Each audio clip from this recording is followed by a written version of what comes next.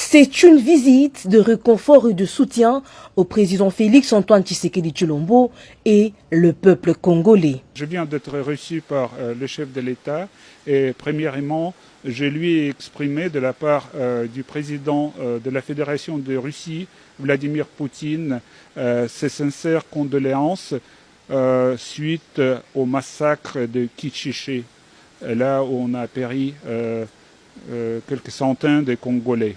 C'est vraiment une très grande tragédie. Et puis on a parlé de la coopération bilatérale entre la RDC et la Russie, notamment de la conclusion des accords dans le domaine de l'éducation ainsi que dans le domaine de la coopération entre nos centrales électorales. À en croire Alexei Santebov, une enquête approfondie devrait s'ouvrir d'urgence à ce sujet. La position de la Russie par rapport à l'agression rwandaise est très claire.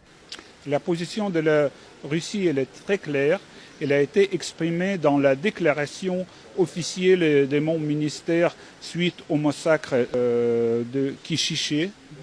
La Russie a appelé à ouvrir l'enquête approfondie sur ce sujet pour savoir des causes vraiment de ce qui s'est passé au Nord Kivu. Nous sommes vraiment très préoccupés par les activités des groupes armés à l'est du pays et moi j'ai exprimé plusieurs fois notre préoccupation pendant mes rencontres avec les gouverneurs militaires de la province ainsi qu'avec les autorités centrales de Kinshasa.